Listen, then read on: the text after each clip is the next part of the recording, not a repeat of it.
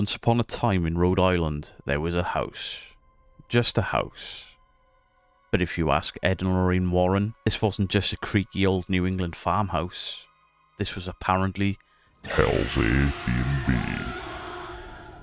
And according to the Warrens, a witch by the name of Bathsheba Sherman cursed the land, possessed the family, and basically made the next century's worth of Conjuring franchise movies and sequels before shaky cam was even a thing. Fast forward to 2013 and Hollywood come and knock in, and facts be damned. They cranked the story up to 11 and the Conjuring turned from some dusty old farmhouse into the Disneyland for demons. And suddenly Bathsheba Sherman, who was literally just an historical woman that lived nearby, was rewritten into the house's resident evil witch. Because, you know, why not drag somebody's name through the mud for Hollywood revenue? Let's not forget that Bathsheba's grave in the meantime had been demolished, vandalised, to the point where it had to be removed until a lot of people started arguing the case and the history. Thankfully, once the truth came out, Bathsheba's grave has been put back, and it's been left alone as far as I know. Enter YouTube's spooky emo band, Sam and Colby, aka Temu Fall Out Boy.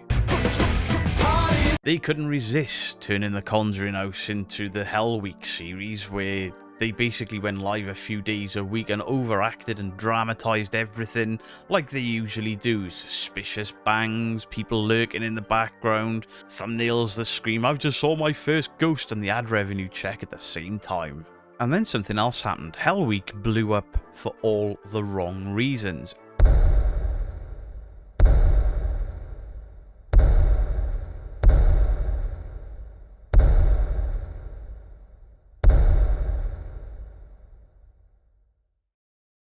Enter Cody and Satori, the spirit world's answer to Fred Astaire and Ginger Rogers.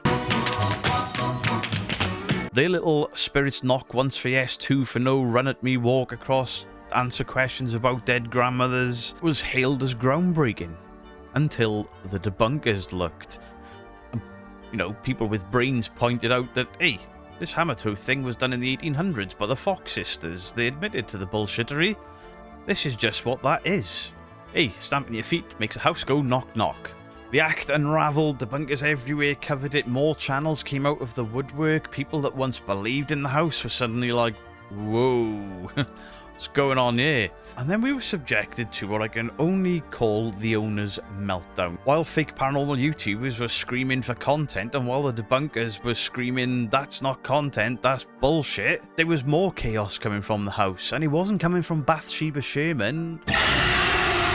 It wasn't coming from any witches or demons. It was coming from the owner.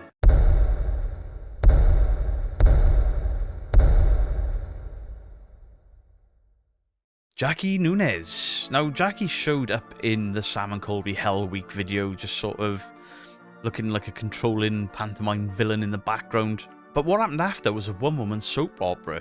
She accused somebody of hair of being Jason Hawes, who's clearly bald, of basically trying to kill her. She had made out that Jason Hawes was a hitman coming to get her. As her mental health unravelled, as she was pulled over for DUIs, she was ranting online at the federal government. She was talking about suing everyone with a pulse that dared say, "I'm not sure I believe that." And eventually the house and the business was locked up and taken from her.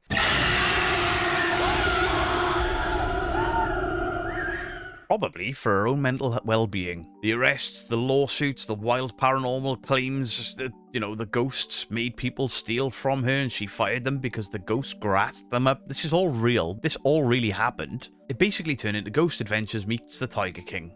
'Cause I saw Baldy, and Baldy saw me. Jacqueline Nunez somehow managed to make the Conjuring House demon witch Bathsheba Sherman sound like the more reasonable part of the whole Conjuring House saga. It's honestly quite impressive. I know, after decades of stories and history and movies and YouTube clickbait, owner meltdowns, it's all finally over for now. This Halloween, the Conjuring up is actually going up on the auction block, and whoever buys into this house next, I wouldn't worry about the demon possessions. I'd be worried about the property tax and the reputation of the location. Let's give some credit where credit is due. The skeptics and the debunkers, they cut through this absolute circus with surgical precision. Between debunkers and researchers, it was proved and shown that Bathsheba Sherman wasn't haunting this house, wasn't possible to have been haunting this house, and certainly never killed any children. Between us all, we proved that this was nothing but a cycle of lies, hype, and monetization. And I'm one of the guys that would have loved to have gone to this house before Hell Week. And then we have it, the Conjuring House saga. It's finally over. This is something I was deeply involved in back in the day. This is where other debunking channels rose up, channels like Mythos, Paranormal. I want to have your baby. So there you have it, the Conjuring House saga is finally over. The Witch Who Wasn't a Witch, a movie that rewrote history, Cody and Satori's tap dancing routines, the owner's meltdown worthy of its own daytime TV show, all ending with a for sale sign. So if you want to spend millions of dollars on a creaky old house in Rhode Island with a side of YouTube clout, Halloween might just be your chance. And if you're a ghost, don't worry about it, you can still be famous because the house is pre-furnished with cameras, tourists and bad acting. Enjoy yourselves, dead people. Now, I do wonder what's next for the Conjuring House, with Matt Rife and Elton Castis recently buying the Warrens' home, with Sam and Colby buying the Haunted Farrar school. Makes me wonder what YouTuber is going to step in next and buy one of these haunted locations for themselves and then outprice people. What are you doing? Get off the stage! What are you doing?